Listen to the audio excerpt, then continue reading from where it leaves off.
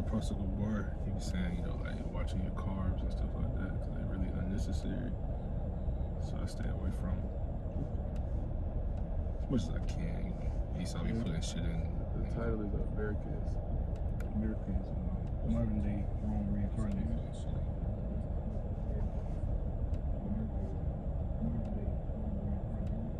Yeah, it's hard still like that. Like I said, carb, like bread. What's that bread?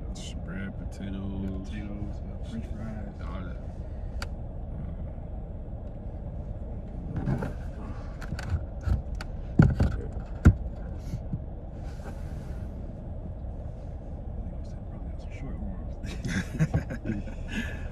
Alright, shalom. Keep us a sheep, back with us, sit down, the spirit and power of Yahweh. By Hashem Yahushua, by Hashem Kakwadash. Double honors to the apostles and the elders of Great Millstone. Shalom. And shalom to the Lord's elect. Shalom. Alright, but before we begin, we'd like to first start off by giving all praise, all honor, and all glory to the Most High. Yahweh, by Hashem, Yahushua, by Hashem Kakwadash. And today's sit down will be titled America is Modern Day Rome Reincarnated. Alright. And of course we chose this title through the spirit and power of Yahweh by Hashem Yahushua. But today you just want to touch on how basically like they say in the world, history repeats itself, and how you know, not only is this the same, you know, not only is this the Roman Empire, all right, reincarnated, regenerated into the earth, you know, the same spirits, all right. But first, I want to grab, brother ain't got that, we can grab Revelation 8 and 11, especially Sodom and Egypt. Is that 11 and 8? 11, yeah, either kind of. So it's Revelation 11 and 8. It says in their dead. I can see kind of through spirit of reference. You know, maybe how you know things are written 4 times before I learn it. You know how you know, like the way these kingdoms, like example with the Book of Nahum, chapter 3, when it goes to ancient Nineveh. You know, that's referring to, you know, America today, because the characteristics and the things that ancient Nineveh had going on. You know, was similar, if not the same, to what America has going on today. Like how about y'all destroyed it, and the precept brother gonna read. You're gonna see how, you know, we break down Babylon, spiritually Sodom, and spiritually Egypt. You know, Sodom would have the iniquity going on in Egypt, that's been in that captivity. So let me see if I just want to read this precept. I'll just get straight to the point. So this is again, it's Revelation 11 and 8, right? It says, in their dead bodies shall lie in the streets of that great city, right? And that those dead bodies referring to who? You know, you go read Ezekiel 37, where it talks about, you know, how he told Ezekiel, you know, prophesy to those dry bones. Those are those who are spiritually, they're dead, you know. Or you know, when you go into it was Ephesians 2, right? How it talks about how the Lord quickeneth. You know, that quickeneth means what? You know what I'm saying? To make alive, right? Spiritually, right? Or when you go into like when it speaks about Adam, right? He gave Adam what? The breath of life, right? Adam was, you know, quote unquote breathing, but that breath of life just so happened that was that wisdom, that was, you know, knowledge, understanding of the ways of Yahweh Shah, right? So again, Revelation 11 and 8, right? These dead bodies refers to, you know, Israelites who don't know who they are, who don't know the ways of Yahweh Shah, so on and so forth, right? I don't know if you're that's what I'm still playing with it. Continue. From the top, Revelation 11 and 8, it says, "In their dead bodies shall lie in the street of the great city," right? And again, so those dead bodies, and brothers can, you know, pitch in whenever, but so those dead bodies being what? Those spiritually dead Israelites, right? And it says in the street of that great city. What's that great city? You know, Babylon, right? Here, America, right? This is that great city, right? Like the elders have broken down on occasions, you know, how you know, when you're a citizen of America, right? So a citizen was like the root of that word, a city. So it's just a big, this is one great city that we're currently in, right? it says, which is spiritually called Sodom and Egypt, right? So America is spiritually called what? Sodom and Egypt, right? I mean, when you have the prophecies of Sodom, right? Sodom was destroyed with what? You know, that fire and brimstone. Same thing is going to happen to America, because what was the spirit of Sodom and Gomorrah, right? It was a bunch of sodomy, right? And what do you see when you're on social media, when you're out in the streets, anything, when you're watching TV, like, especially nowadays, you can't watch a movie or a TV show or anything without some type of sodomy inside of it, some type of, the rainbow people, those type of people. You can't live your life these days in America without seeing it, right? Because they have, like the brother was saying, when he introduced, saying this sit down, it's the same spirit. So those same spirits are the people that were in Sodom, right? When they were doing this sodomy, when they were being sodomites, it's the same spirits now, and it's the same thing with Egypt, right?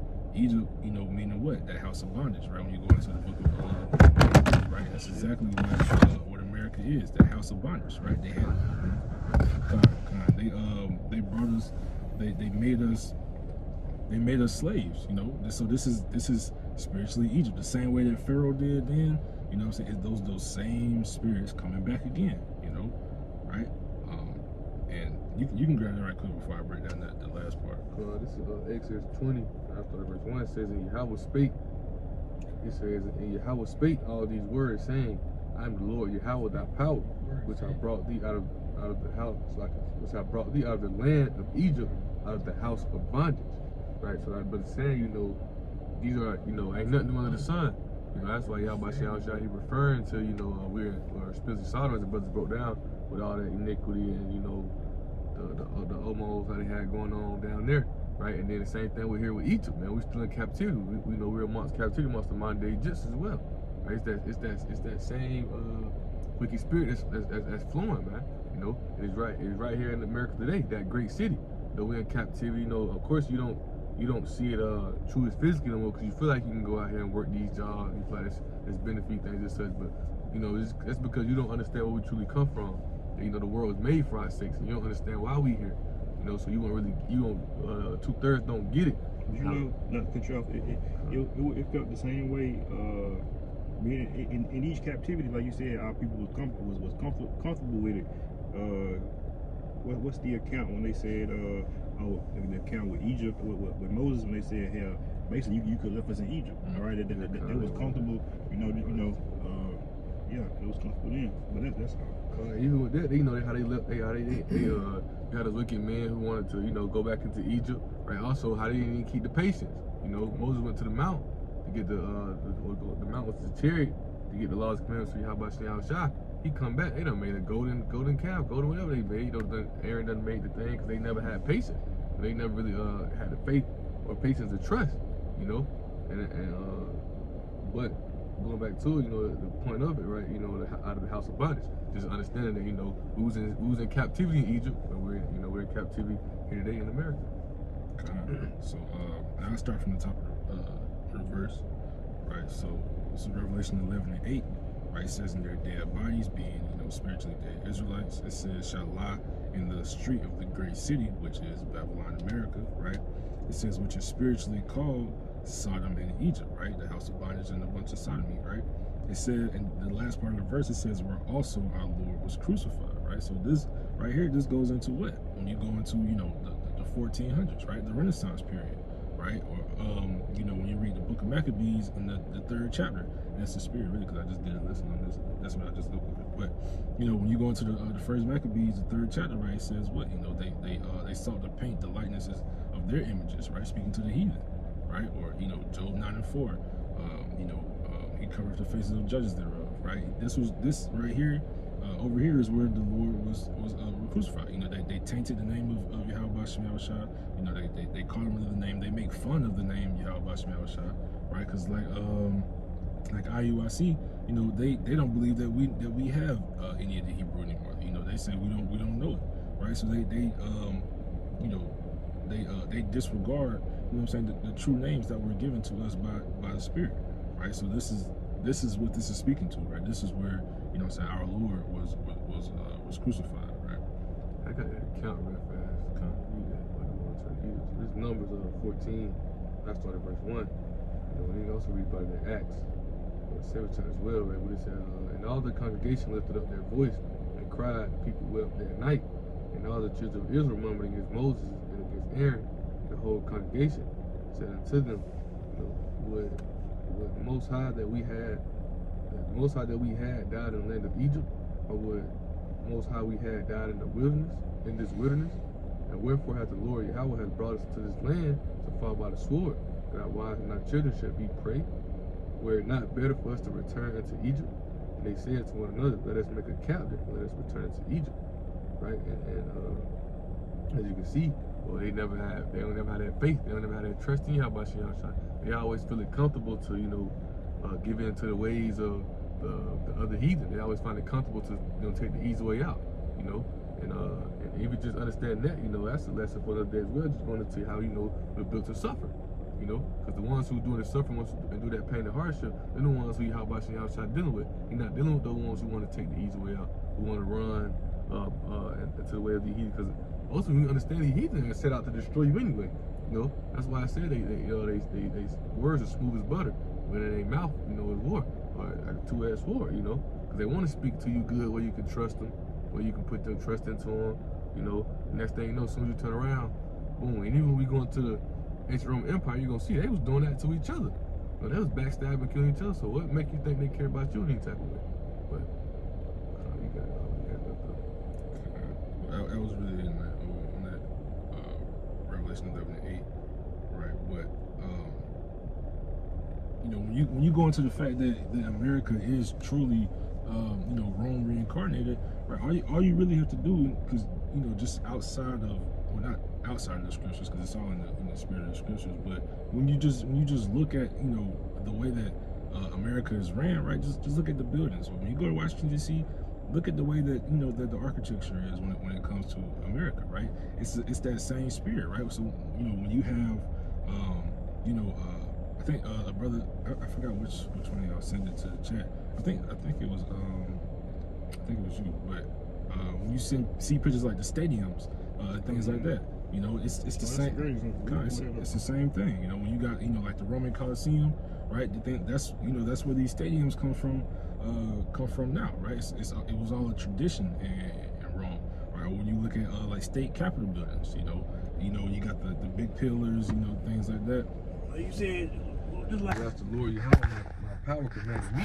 And you should do so in the land where you go possess it. It says, keep therefore and do them. For this is your wisdom and your understanding. And the size of nations, we shall hear all these statutes and say, surely this great nation is a wise and understanding people.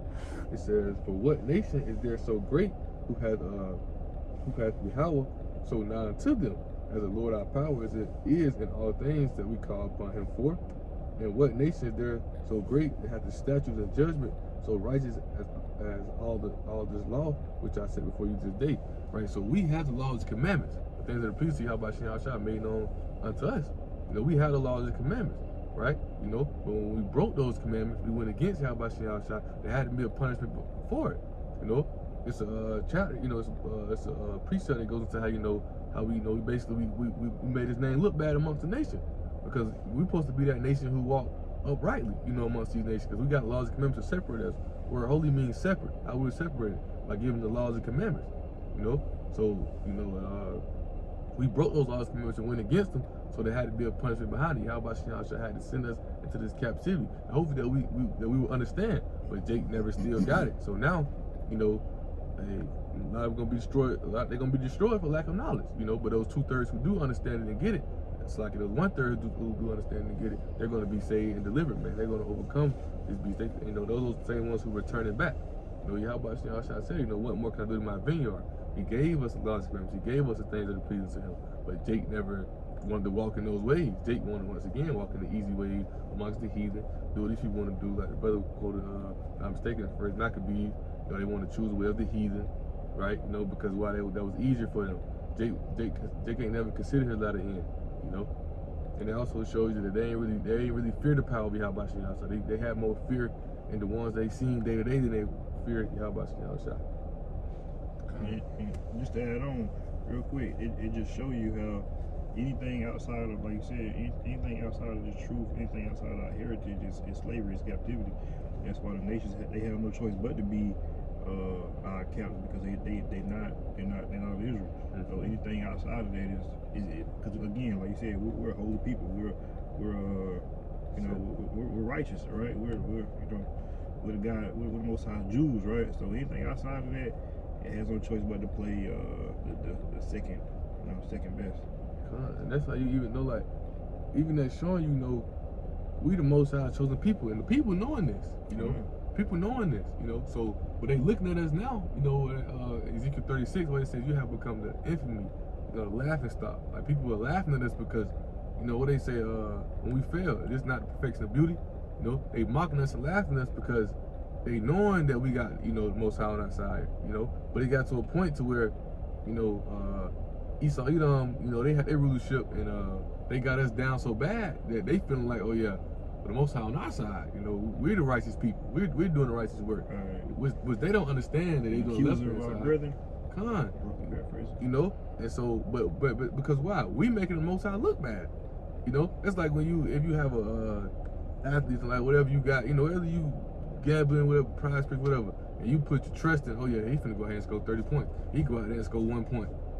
And you looking crazy. That's how the Most High, he put his trust in, he gave us the laws and commandments, It's not like with a woman. You put your trust and hope in a woman. Hey, so this is Jeremiah 3:1, just because you put it to a woman, because that's why, Israel, we like it to a woman. Because that's why I said, that hard line, right? This is Jeremiah 3:1. Real fast, it says, they say, if a man put away his wife and she go from him and become another man's, shall he return to her again? And the answer is no, right? Because we understand it. It's crazy, because I was talking to the older sister about it the other day, because the women don't get it. Adultery is when a man talks to a woman and she has a man, or a man talks to or a woman talks to a man and she has a man, right? The women don't understand it, because a woman belongs to her man as long as her man's alive. When you truly understand it, sex is marriage, right? Exodus 20:16. When you lay down with that woman, right? And you shall surely endure her to be your wife, really paraphrasing. You lay down with that woman, she belongs to you until you, you pass or whatnot. Then she could remarry again. But as long as you walk her, she belongs to you, right? So the Most High saying, if a man put away his wife and she go for him and become another man, shall he return to her again? No, because I just broke it down, right? She's adulterous. Back then they would do what? They would stone her to death, right? But right here, right? It says, but thou hast played the harlot with many lovers, yet return again to me, saith the Lord Yahweh, right? So the brother's just saying, it's like to a woman, and that's a spirit. That's a great parable, like to a woman, because why? Israel done played the harlot. Matter of fact, if you ain't got nothing, brother, you can grab Jeremiah 2 before we get into role play. But we done played the harlot, man. The harlot with what? That spiritual fornication, man. Following the ways of these daughters, following the ways of these other nations. Because you gotta understand, we in that spiritual marriage with Yahweh and Yahweh. You wouldn't want no woman who done laid down with everybody in the city. Next thing you know, she want to marry you. You're not gonna want to take her. You don't want nothing to do with her. So why Yahweh and Yahweh want you? You out here laying down with all these doctrines, all these ways. You drunken with the great whore, America. You done laid down with all the philosophy, all the ways, the lifestyle of this place. Yahweh and Yahweh ain't dealing with you, man. He don't want you. But it's starting at verse 20. So this is the book of Jeremiah, chapter 2 and verse 20, right? It says, for of old time I have broken thy yoke and burst thy bands, and thou saidest, I would not transgress. So he's saying, when the Most High gave the names to Moses gave us the name Yahweh. We call the name Yahweh, right? We call the name Yahweh will come deliver us from the captivity, right? And we deliver us, we be like, oh no, we ain't gonna transgress no more. We ain't gonna break your laws and commandments no more, right? You can continue reading. It says, I start from the top.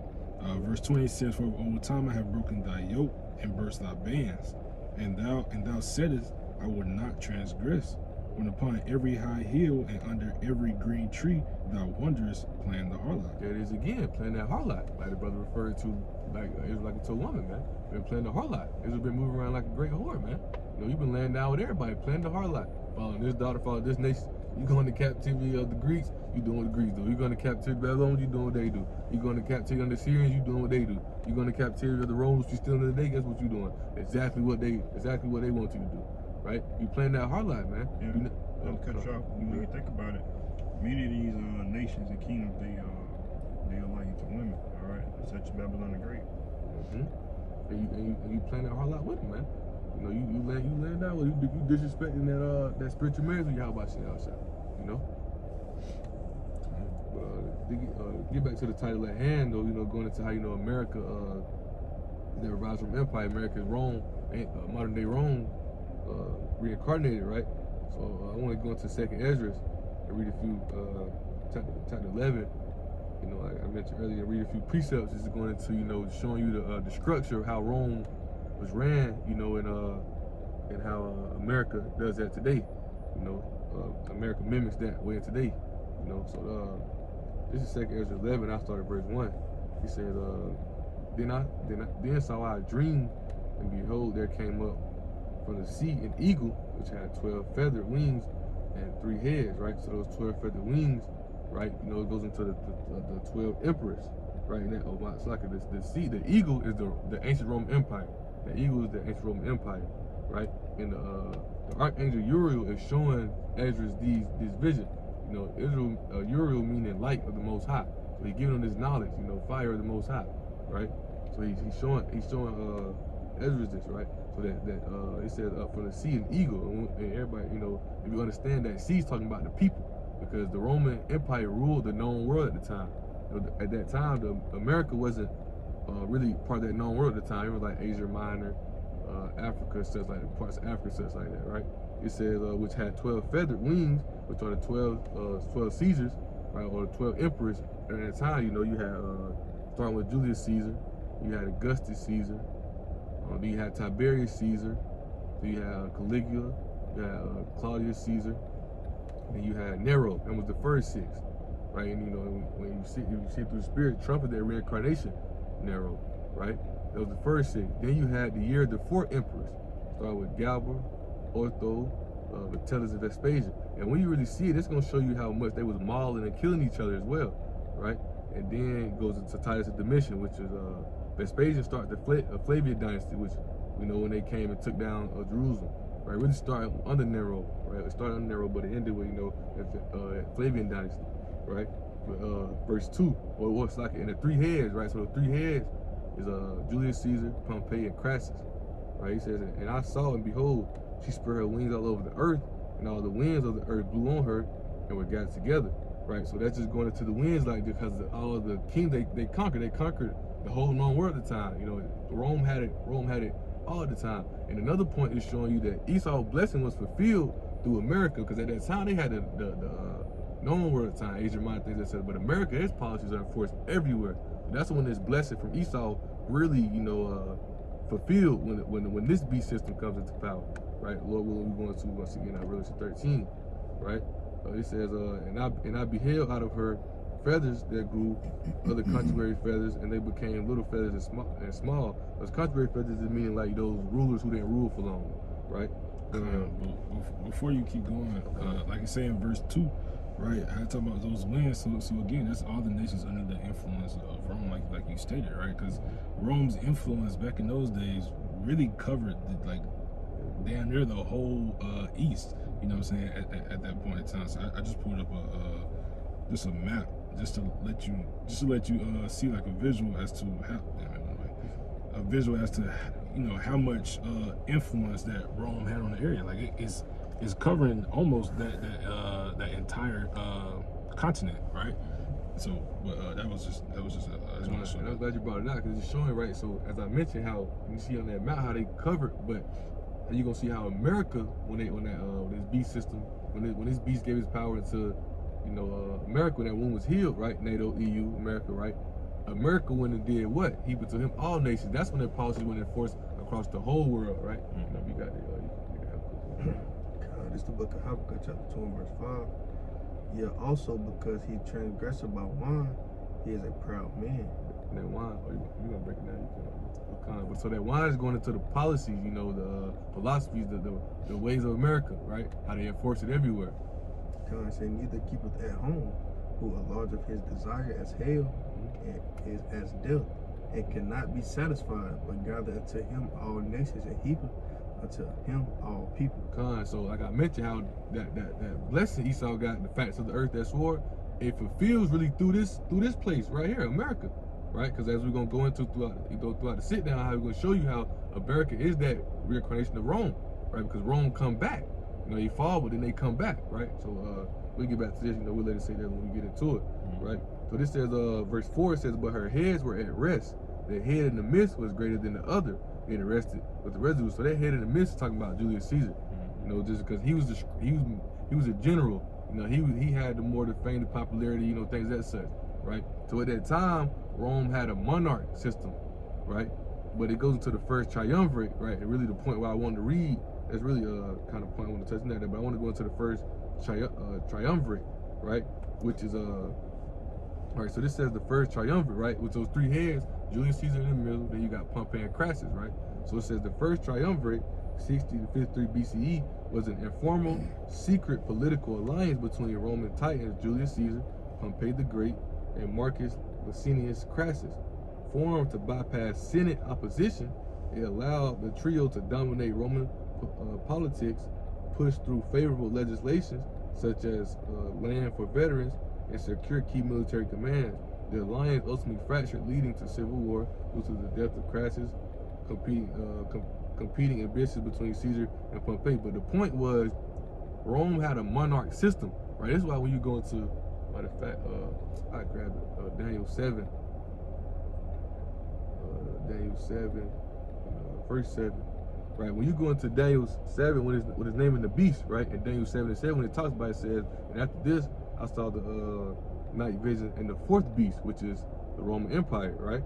It says dreadful and terrible and strong exceedingly, because nobody, like they came different, right? You know, they had the iron weaponry, things as such, right? And it says they had iron teeth and devoured and breaking pieces, instead of residue with the feet of it, and it was diverse from all the beasts that were before it and had 10 horns, right? But when you go understand it, it was diverse because then they come with that, you know, that quote unquote, today they call it an election, you vote, things that such. But back then, it's also showing you now that your vote don't matter, because they created a Senate house.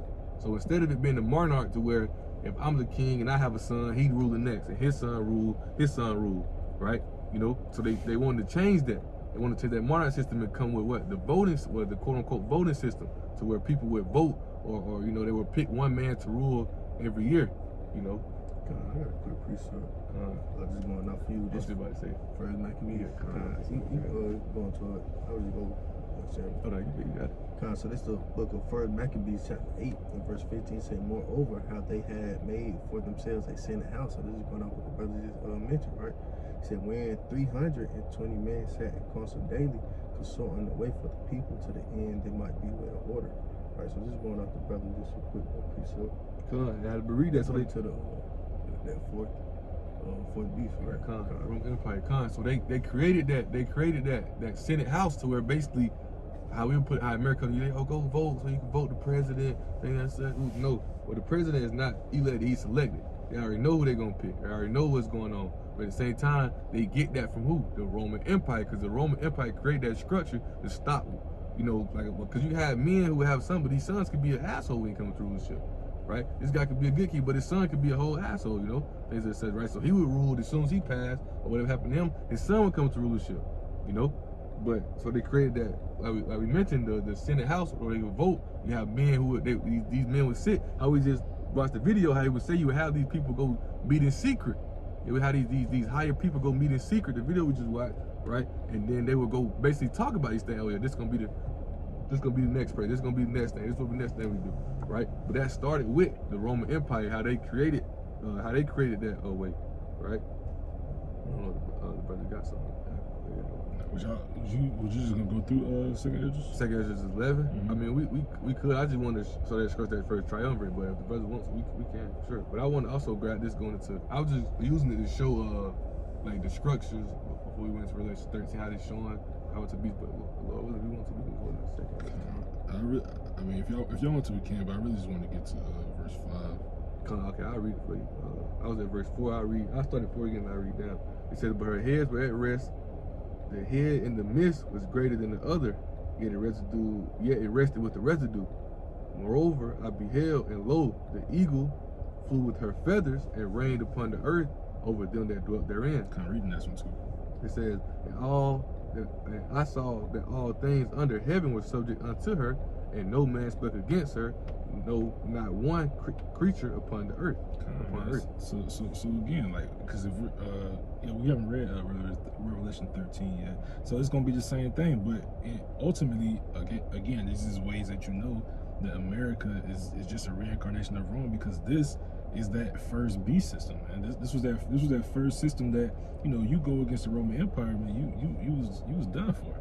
You know what I'm saying? They wasn't having that. It's the same way America's gonna be, especially when that mark of the beast hit.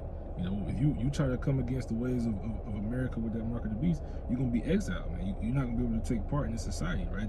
They'll kill you. They'll throw you in concentration camps, and FEMA camps, jails. You know, they'll ain't no telling what kidnap your president. You know what I'm saying? There's no telling what all they can what all they will do.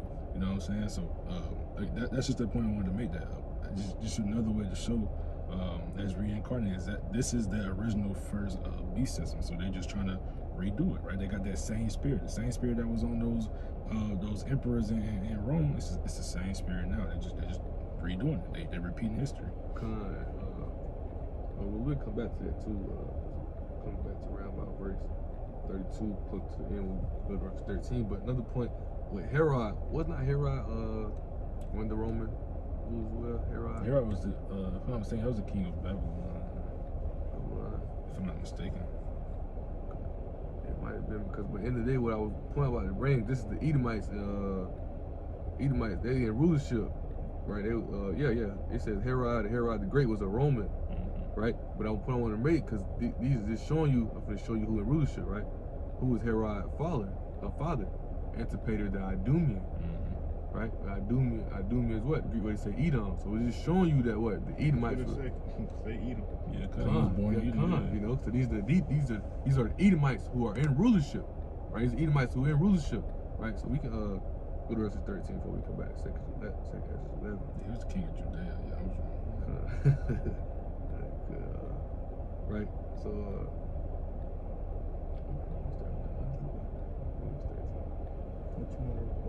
you meant Revelation 13? Yeah, I said Romans. Yeah, you said Revelation 13. We can really going into we can start verse 1, but the really point is like slow 3. It down. Yeah, 3 through 5 really, or 2 and 3 and 4. Then it jumps down. We go down to verse 11 through 11, 12. 11 and 12. But I started verse 3, Revelation 13 and 3, right?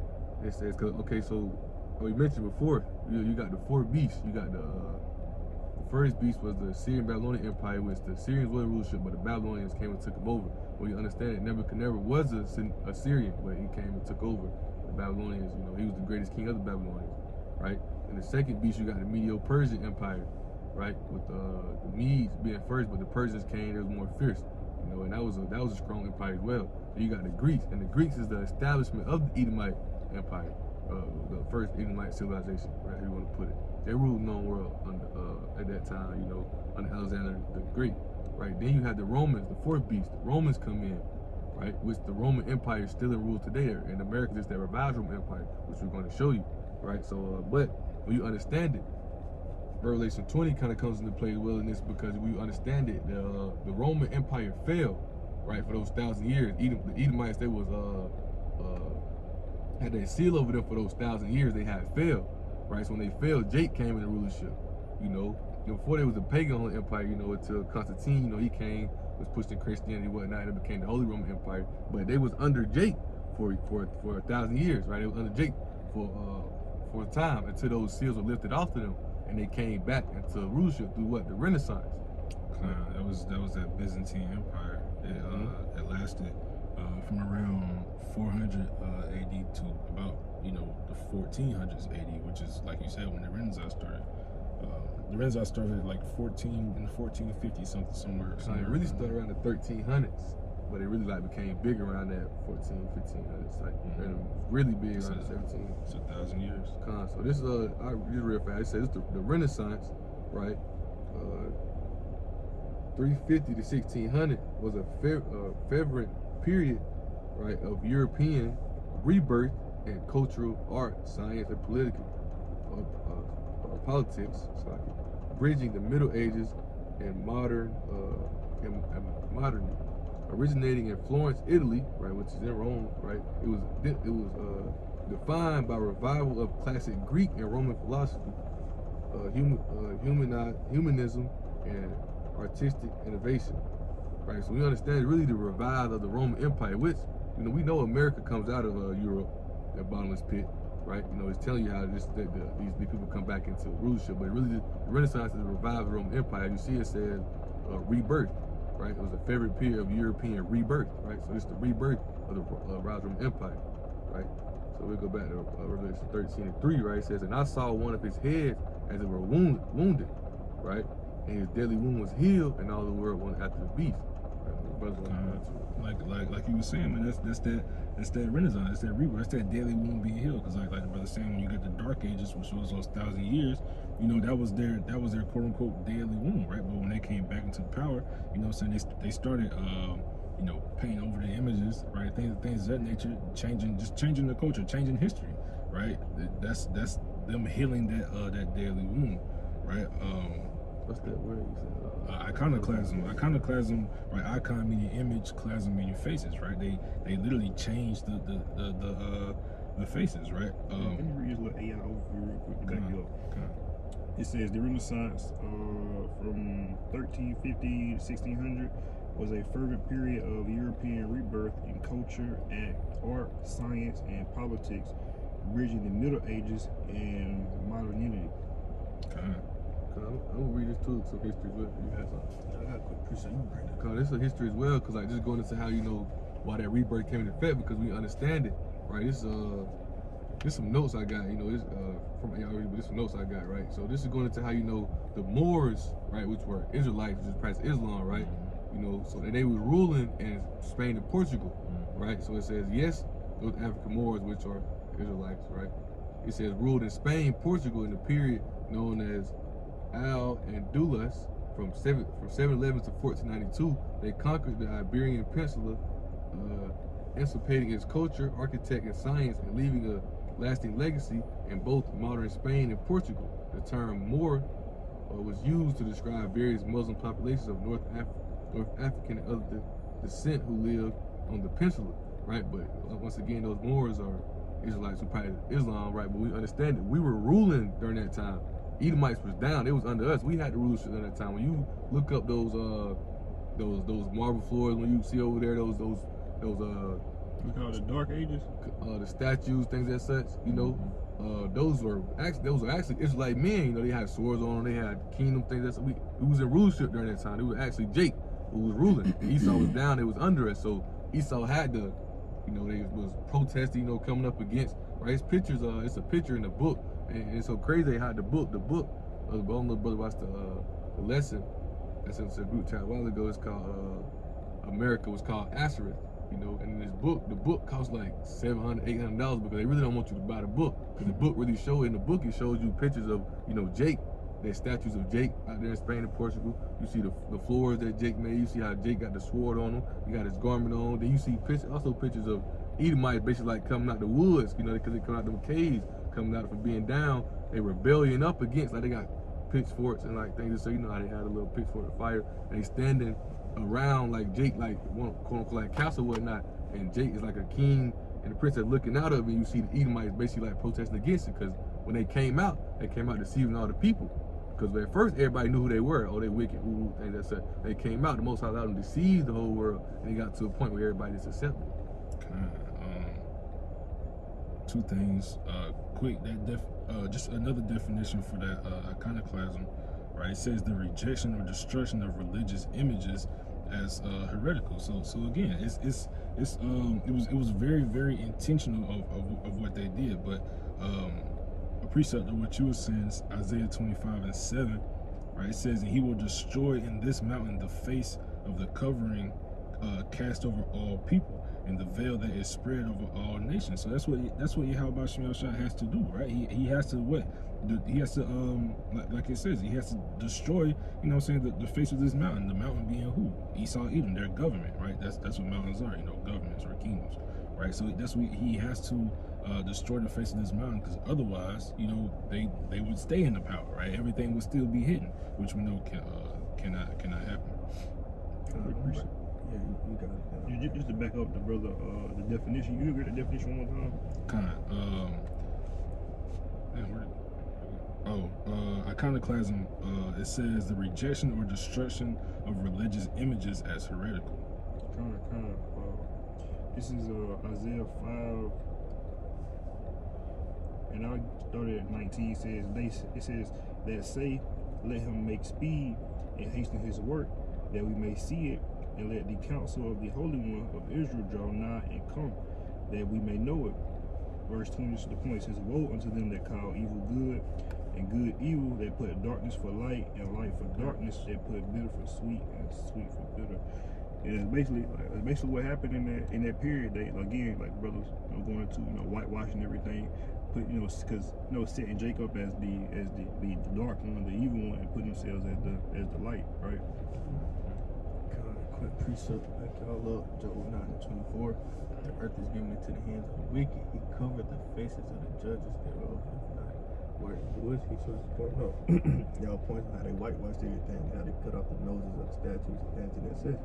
Even with the knights, right? The ancient knights, right? It was the Israelites, right? Here go a picture.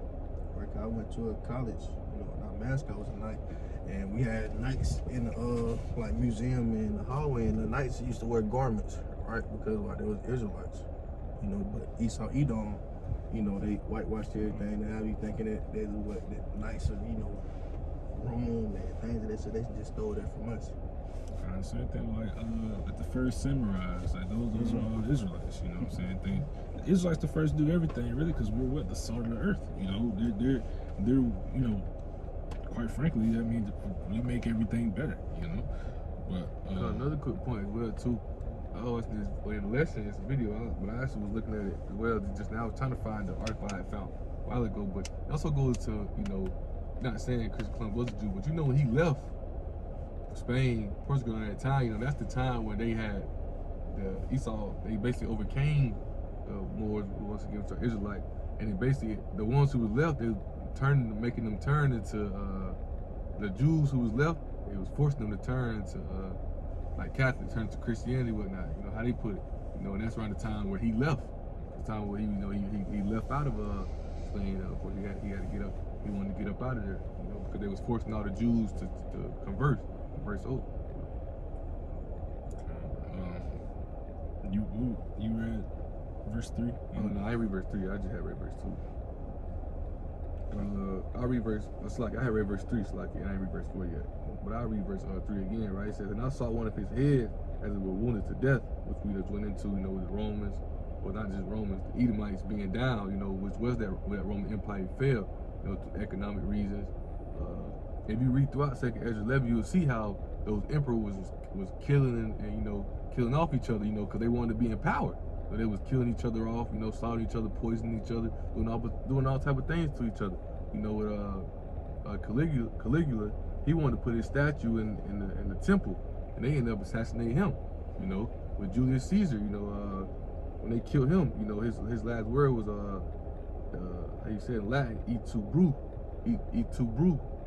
right? Just meaning like you too Brutus, right? Because that was one of his close friends who had backstabbed him to take him out of power, because they felt like he was bringing that monarch back just because the people loved him, right? You know, but he says, I saw one of his heads as it were wounded to death, and his deadly wound was healed, and all the world wondered after that beast, right? It says, and they worshiped the dragon, which is that Roman Empire, ancient Roman Empire, which gave his power unto the beast, right? Which is that beast system, NATO EU, right? Which is that rebirth of the Roman Empire, right? NATO, right? It says, and they worship the beast, saying, who is like unto the beast, who's able to make war with him? You know, because, you know, nobody can come up against him, man. You know, as I mentioned earlier, you know, during that time, Rome ruled the ancient world during that time, but now this Edomite's blessing, the Edomite's blessing has been fulfilled through America, with them conquering everywhere. Military bases everywhere, their policies enforced everywhere, them controlling everything, you know, going into any land they want to, taking their resources, all those things. Now this beast system is blessings being fulfilled, right? I don't know if anything on that. Again, like Esau does nothing but blaspheme, you know, the true ways of the Lord, the true ways of the Lord. You know, Esau claims to be, you know, the children of the Lord. You know, 'cause that's just in their nature. Their nature is to, you know, be deceptive, right? So, quick precept, Wisdom of Solomon 2:12, right? It says, therefore let us lie in wait for the righteous, because he is not for our turn. He is clean, contrary to our doings. He upbraideth us with our offending the law, and objective to our infamy, the transgressions of our education, right? Verse 13 is kind of the point. It says, he professeth to have the knowledge of the Most High, and he calleth himself the child of the Lord, right? And this is what Esau Edom does. You know, just look at the land of Israel right now. They call themselves to be, you know, the true children of the Lord, the true people of the Lord. But I mean, we know that not to be the case. That was a quick precept. Right? Verse 5, it says, and there was given unto him a mouth speaking great things of blasphemy, right? Like brother mentioned. And power was given unto him to continue 40 and 2 months. So what is that? From the time Jamestown, Jamestown, Virginia, right? Mm-hmm. When they come into colonization, when at 1611, 1619, Slakia, and to the time of Abba Bibbins, you know, receiving his truth in the 1970s, receiving his truth, because you gotta know. Now, at one point, they was able to, how, you know, matter of fact, I'll read Revelation 20 real fast, Revelation 20 and 7. It says, and when 1,000 years are expired, right, when we just mentioned how Esau was down, right, and we're reading about how they come, in that Renaissance, when they come back into power, which through America, NATO, EU, you know, this beast system, right? It says, Satan shall be loose out of his prison. Verse 8 is the point. It says, and shall go out to deceive the nations, right? So they went out deceiving the whole world, like the brother Reed, telling everybody they're the chosen people, you know, making Jake think he African, the covering cast, you know, having Jake in these plantations reading his Bible, said we all going to the same heaven.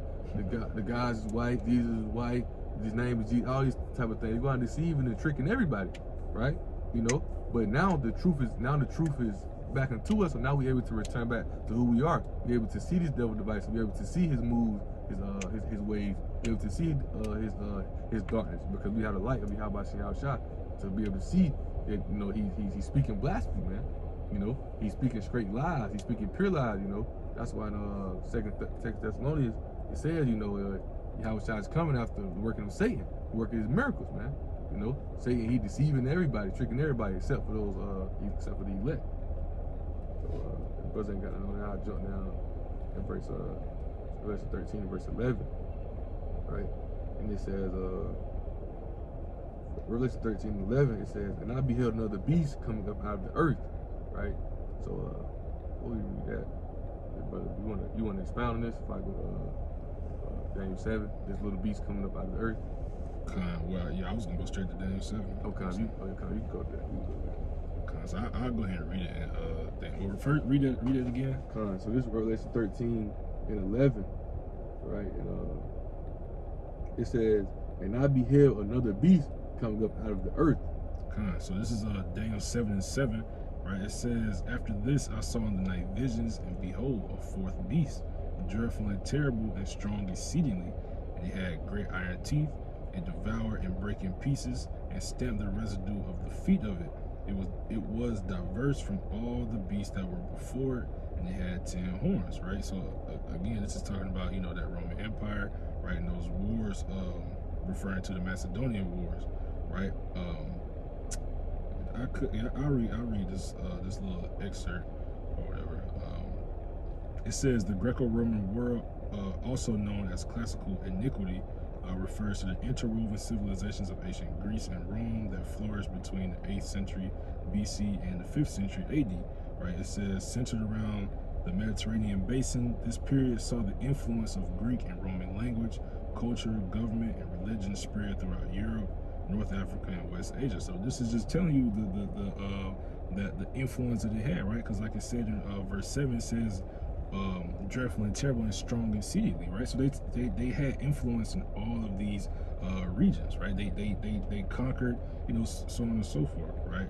Quick point too. This is gonna be a quick point. Next precept we read to show you how America, the next precept gets to, you know, it's showing you how the Romans, or the Edomites, the Romans during that time, they had conquered over what part it says East Asia, what is it? West Asia, North Africa, and Europe. So they had the known world at the time. They had it conquered. But watch how this other beast, the little horns he finna bring out, come through and conquer all of it. It's finna come through and control the whole world, basically. So verse Daniel 78, it says, I considered the horns, and behold, there came up among them another little horn, before whom before whom there were 3 of the first horns plucked up by the roots, and behold, in this horn were eyes like the eyes of a man, and a mouth speaking great things. Okay, so that little horn is America, right? This is that healing of the daily womb, like he speaks of in you know, Revelation 13, Revelation 20, right? This is that healing, that little horn that's coming up. So Babylon the Great, America is like the title says, is the reincarnation or the revival of the Roman Empire, right? And then I read it again.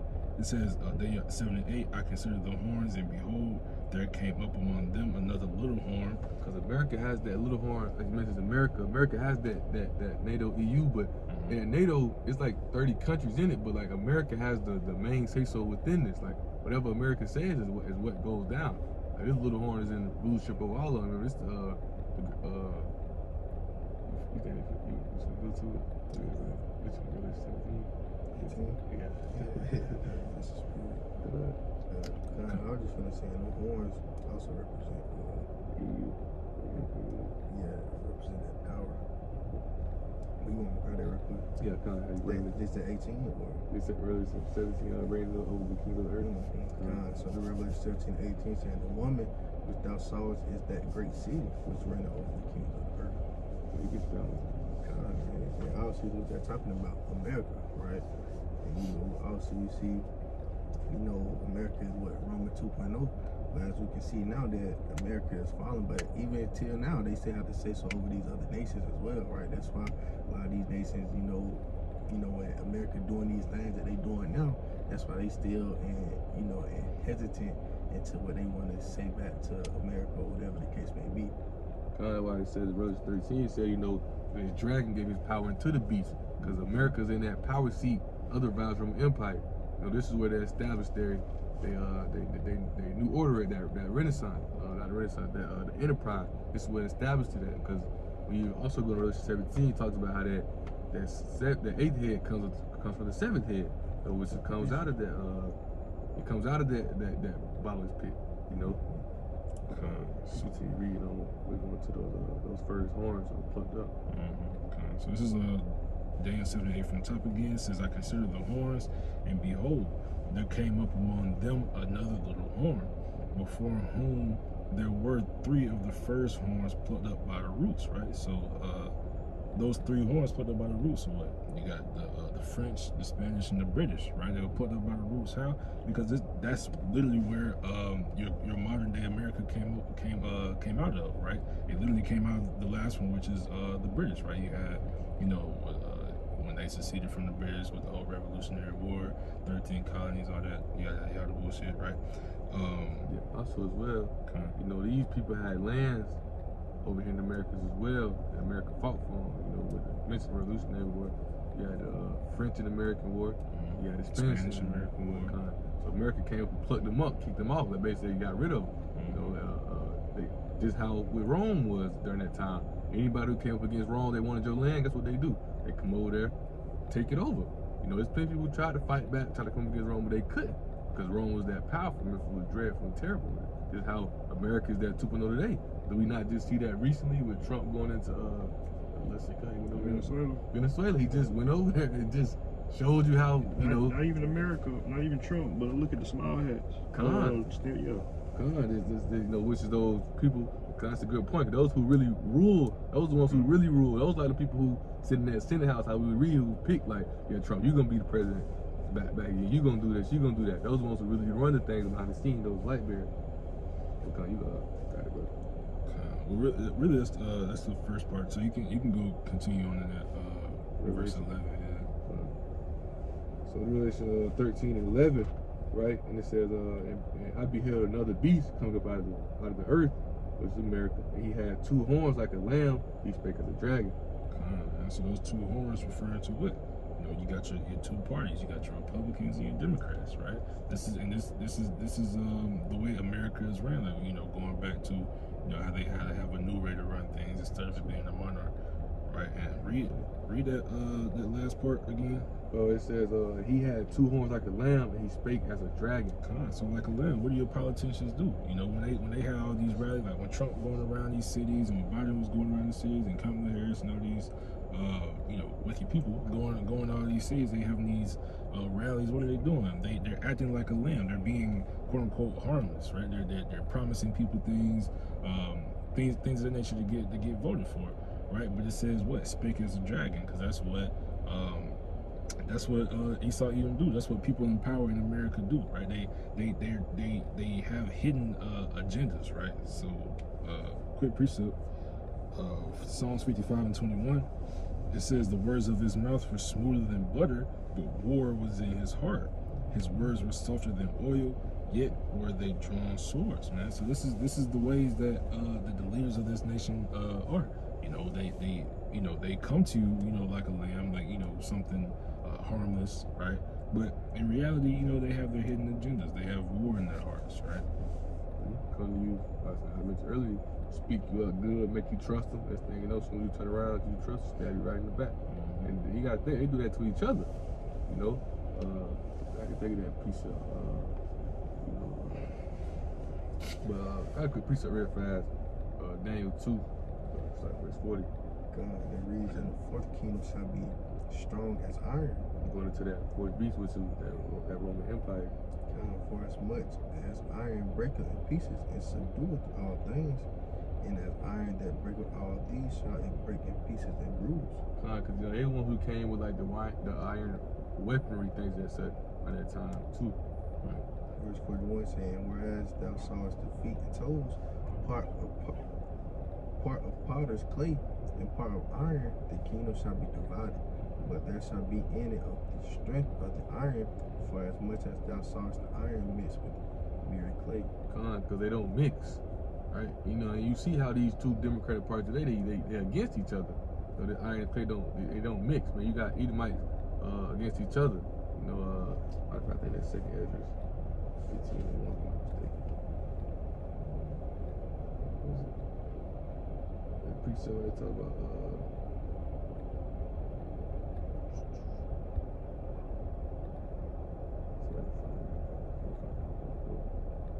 this is going to how they be killing each other. Brothers kill brother. This nation gonna be I find a little when I bring it up. I talk about relation, but it's going into how Esau is against each other. Relation 13. Precept.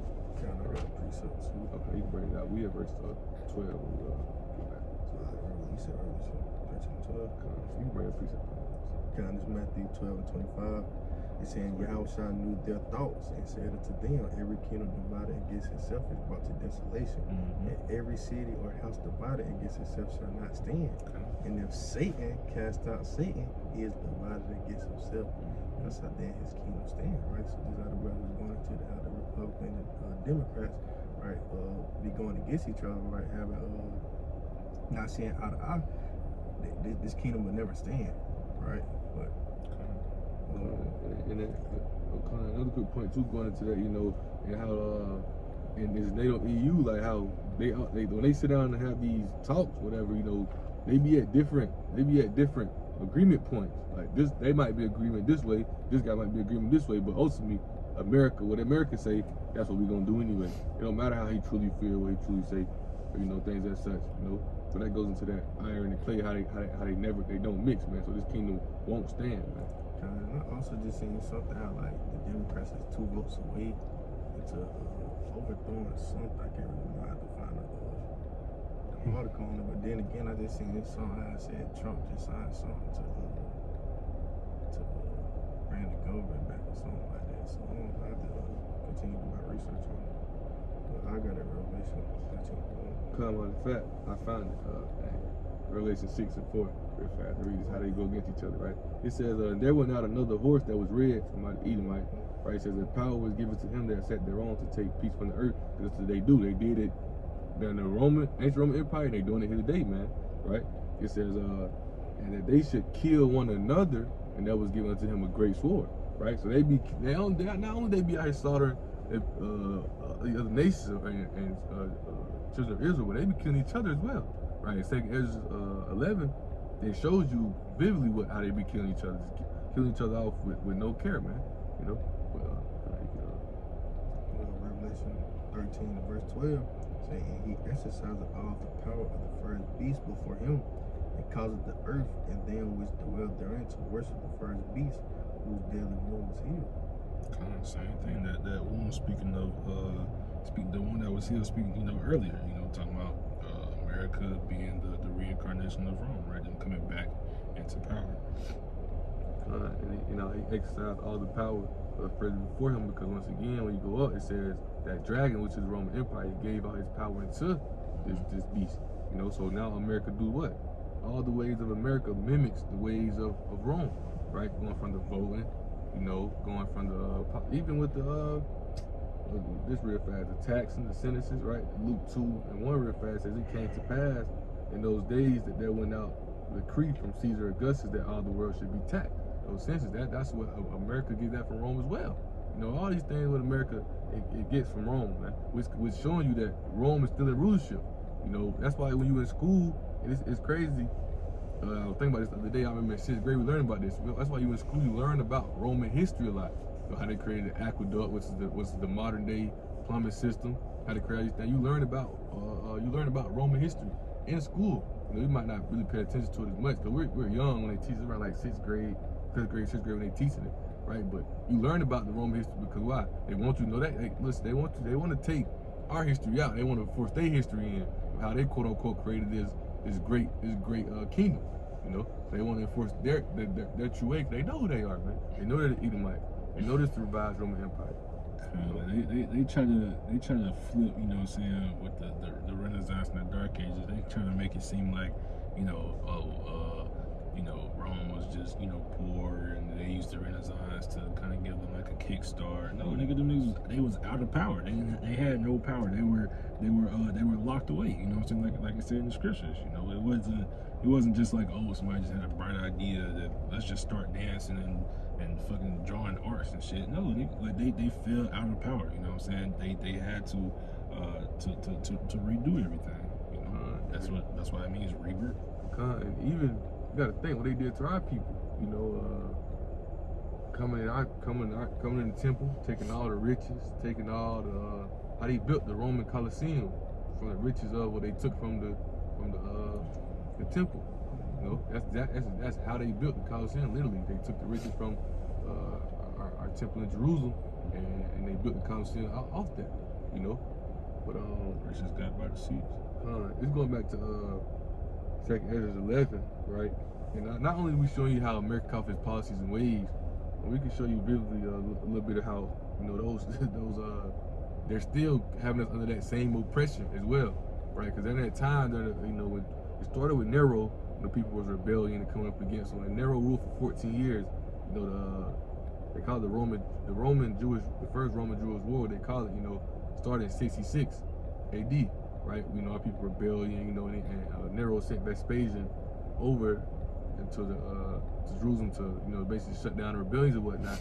And then Nero goes out of power, and that goes into the year of the 4th emperors, which that's 69 AD. Yeah, 69 AD, and that's when Vespasian ended up becoming ruler. He ended up becoming emperor at that time. And his son, Titus and Domitian, finished off the siege of Jerusalem, right?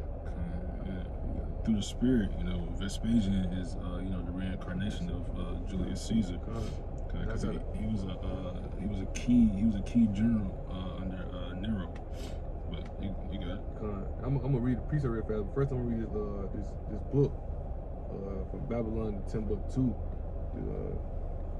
This is the history. It's like a history going into, you know, what they coming in, right? So this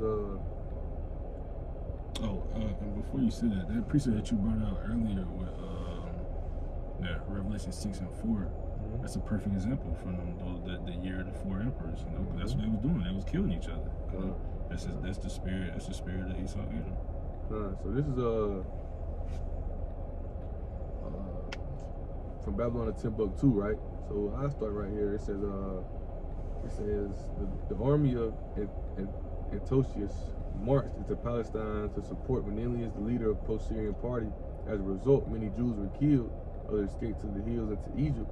Only those Jews who supported Antiochus' policies remained in Jerusalem, and indicted was promulgated and directing the observance of holidays, the Sabbath, and circumcision.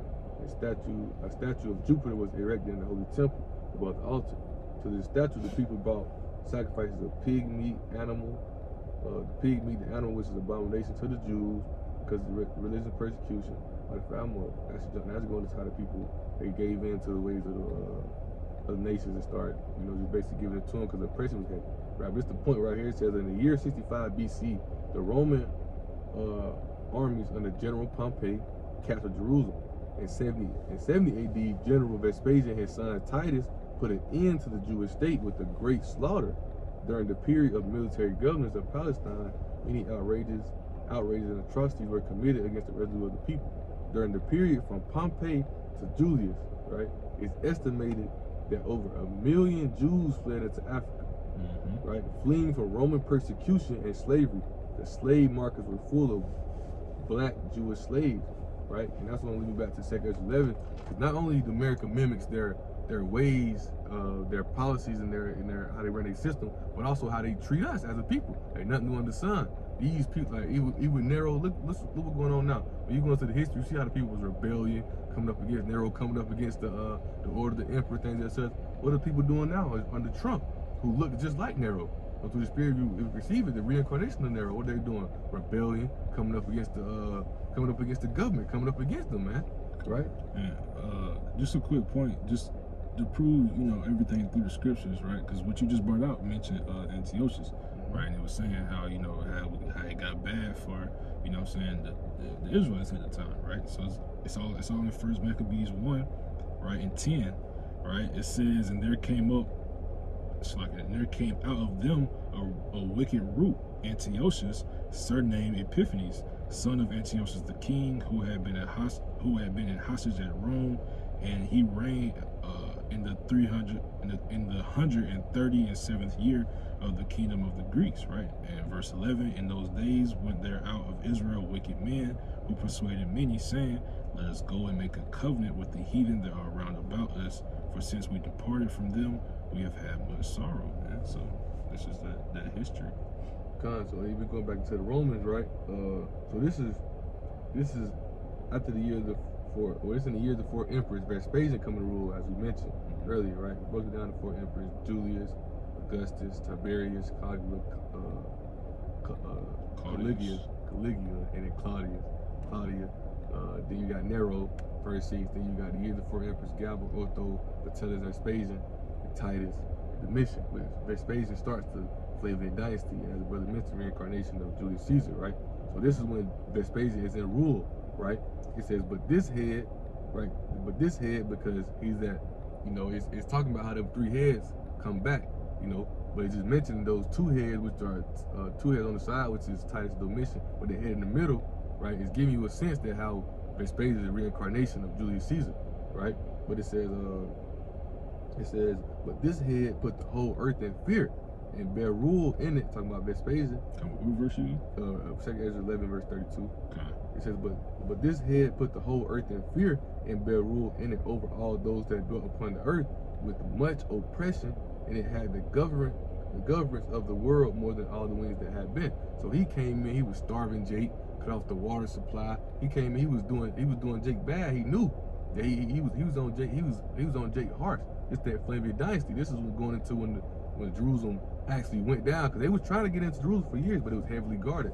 So they couldn't come up against it. They knew to take it down to what attack the temple.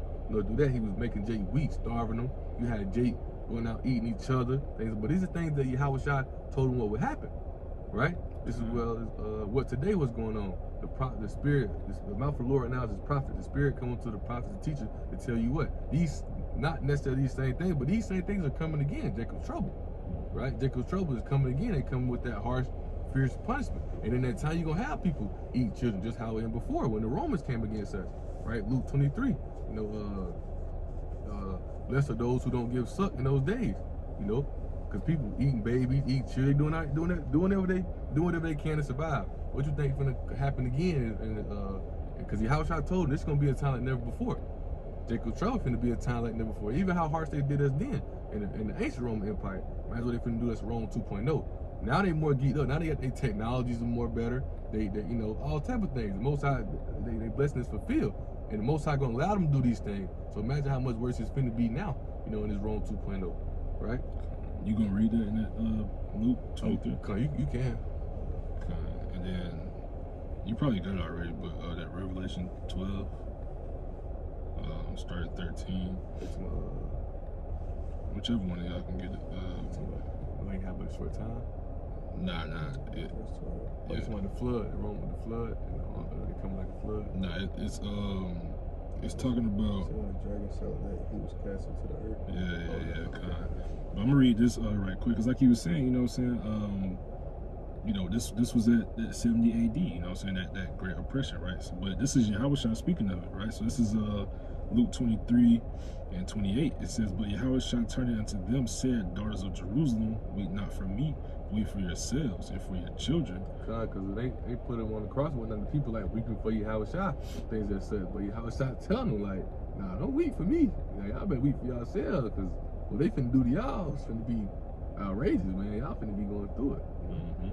It says, for behold, the days are coming, in the which they shall say, blessed are the barren, and the wombs that never bare, and the paps which never gave suck. Then shall they begin to say to the mountains, fall on us, and to the hills, cover us.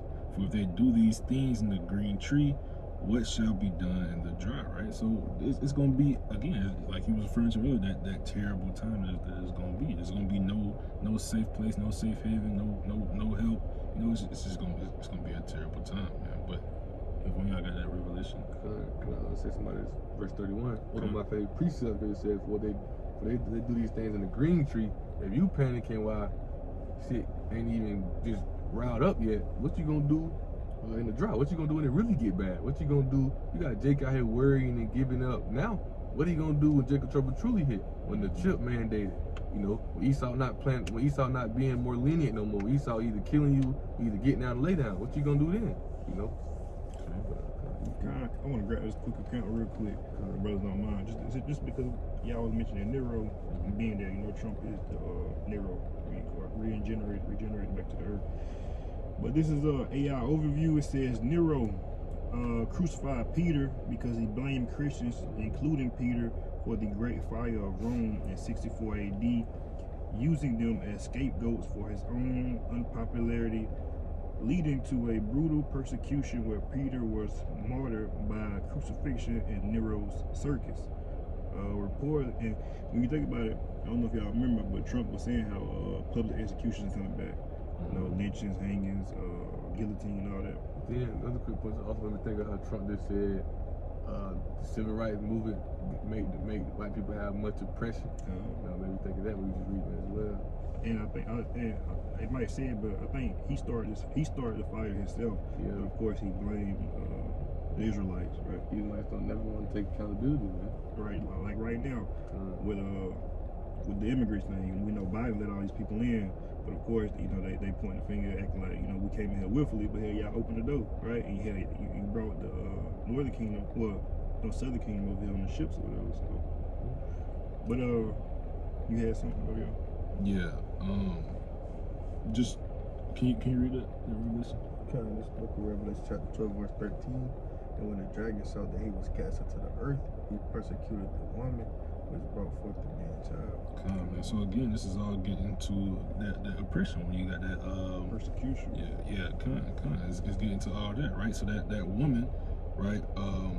Preferring to you know, Jerusalem, right? And then that man child being, you know, Yahushua. And then you can read that next verse.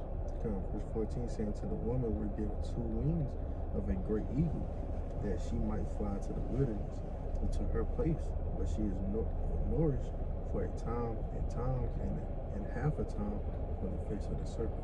Man. So that, you know, again, that woman fleeth, you know, because some people were able to, you know, escape that siege, of whom, you know, that's where we come from. You know, we are those, like the account that you read earlier now, about, you know, people fleeing into Africa, right? That's why you have, you know, like a lot of people over there are Israelites, right? When you got your, you know, Nigerians, you know, people, you know, So like when you got your your West Africans, a lot of those West Africans are Israelites. Why? Because that transatlantic slave trade, that's where they got, you know, a lot of Israelites from when they were doing it right there on the East Coast, or not the East Coast, the West Coast, right? The West Coast of Africa is the closest thing to America, right? So that's because I was just about to make that point too. I was really find notes on it, but we fled right there on that coast where it was easy, right, for them to, you know, because I think I know what precinct you're talking about. Now I was really looking at my notes in relation to 14, but it's going to tell you know how the more we got for our land, because we still practice our customs, but the more we got from our land, the more whacker we got,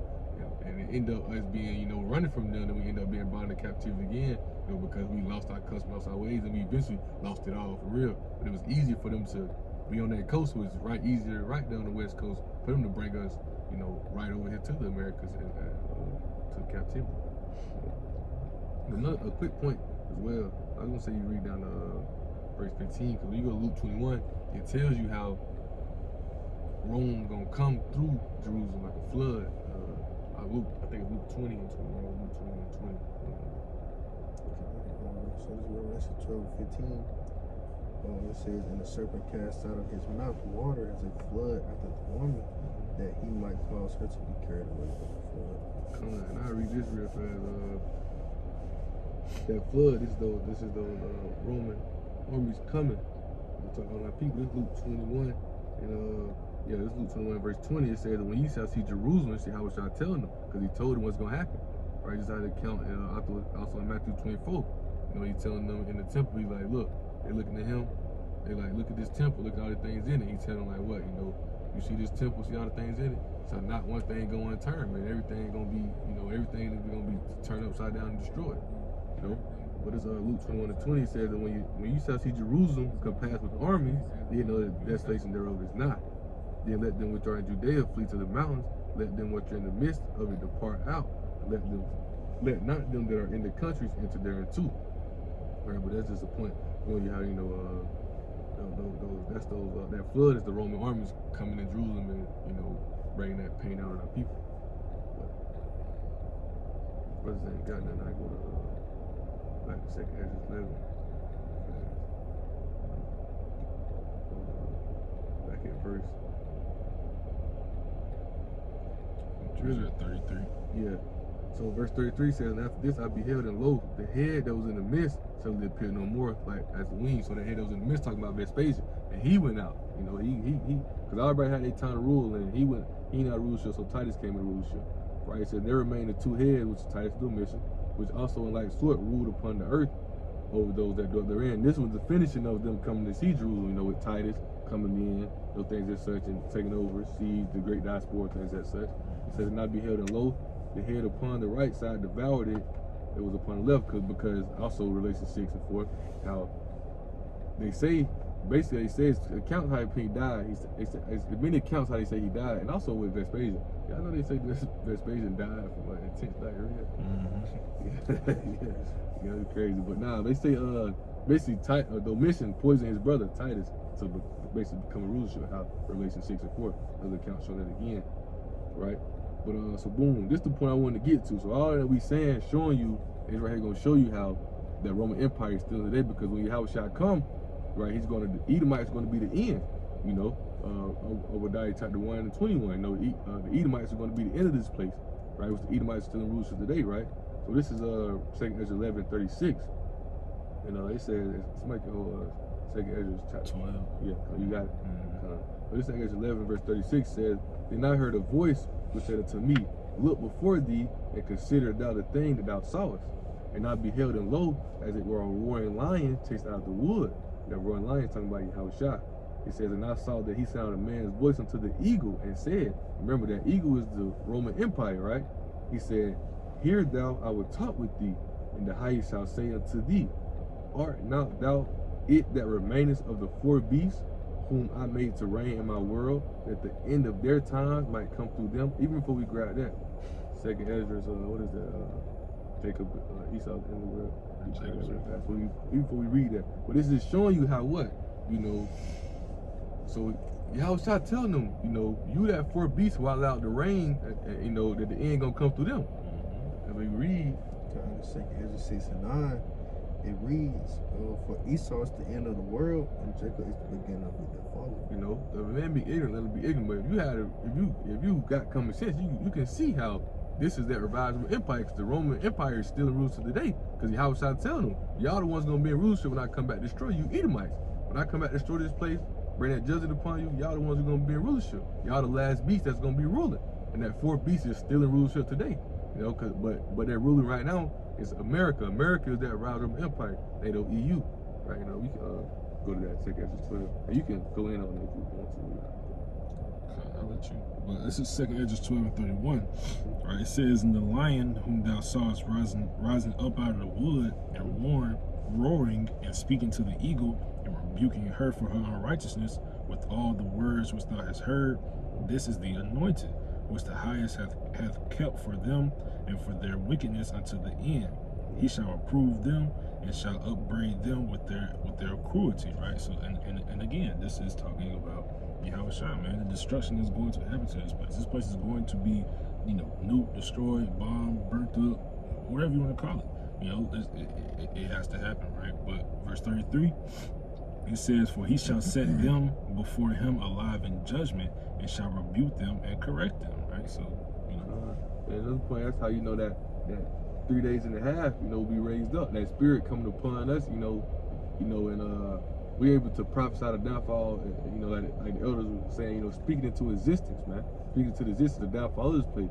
And the coming of Yahushua destroying this place, because we know Esau is the end of the world, and Jacob is the beginning of that following, man. So Esau is the end of the world, and the Edomites are in rulership, which is that, you know, what those Romans are, today is modern day Rome, you know, because Yahushua told them, y'all gonna be that 4th beast that rule, you know, the end gonna come through y'all, right? I mean, it's vivid to show you that, you know, how America is that Roman Empire just rules today, you know, they're still in rule. That's why, as you can see it, that's why, you know, in Revelation 17, who's in rulership?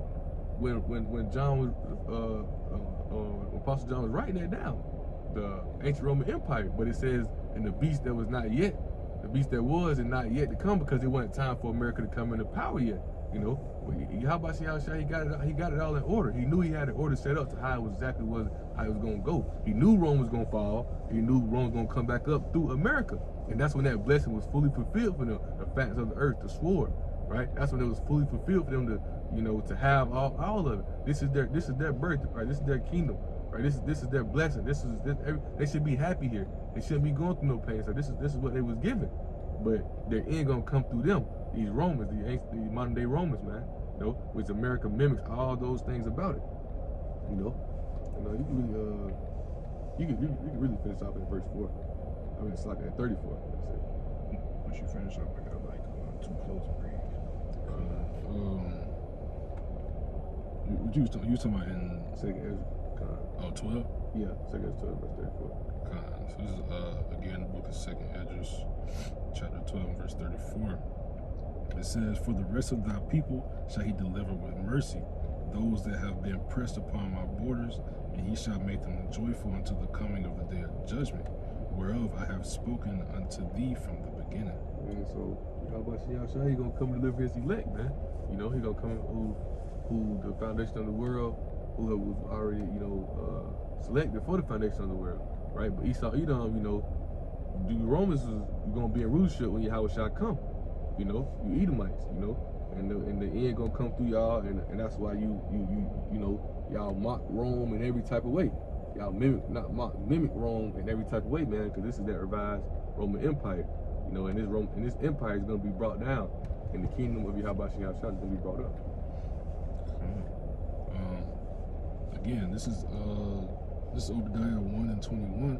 Right, it says, "And the Savior shall come up on Mount Zion to judge the mount of Esau, and the kingdom shall be the Lord's." Man, so this really just proves, you know what I'm saying? Again, this is Esau's kingdom, because once Esau's kingdoms fall, it has to be Yahushua's kingdom immediately after, and there's no in between time, So that's just, again, this is how you know this is Esau Edom still in power.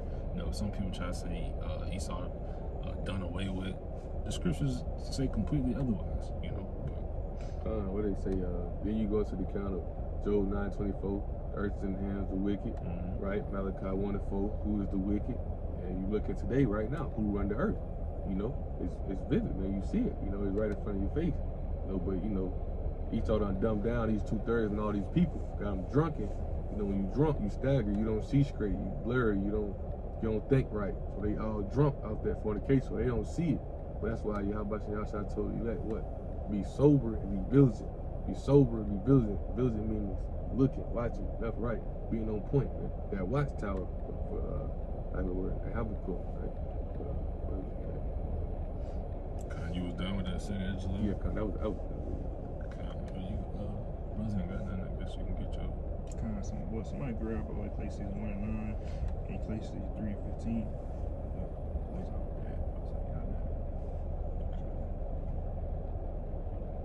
Which one you grab?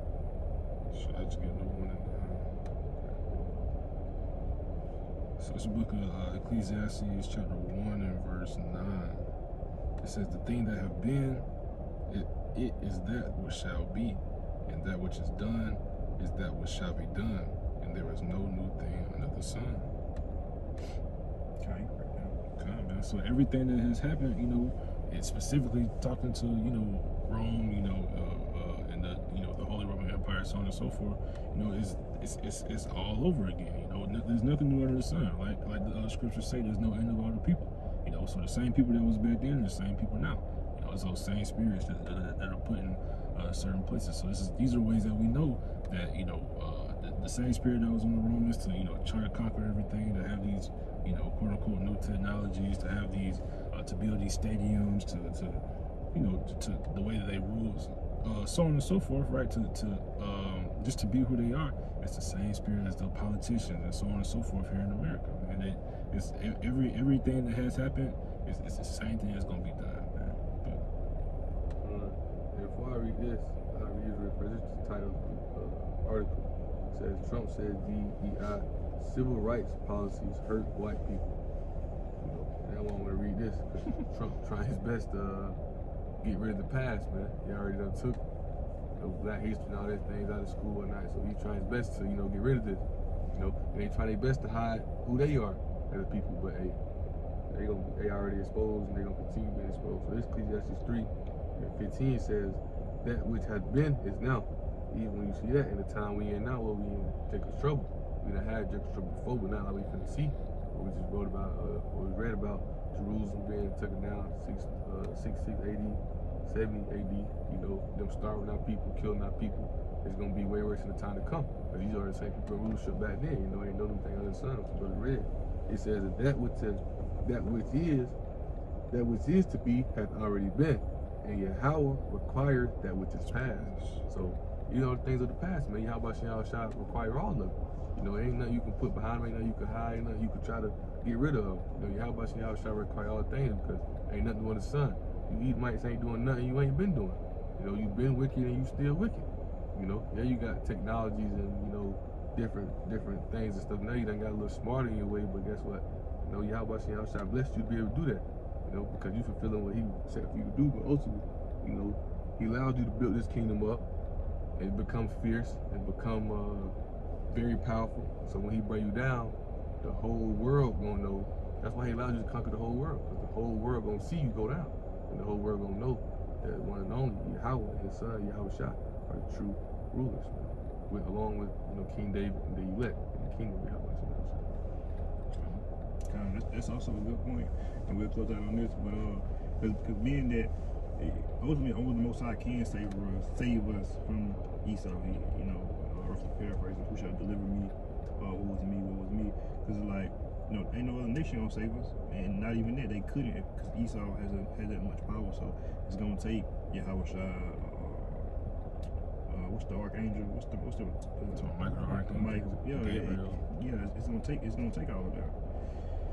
But with that, man, Lord will, this sit down was edifying. Again, until next time, we'd like to close out by giving all praise, all honor, and all glory to the Most High. Yahweh, Ba'ashem, Yahweh Shah, Ba'ashem, Kakadash. Double honors to the apostles and elders of Great Millstone. Shalom and shalom to both elect. Shalom.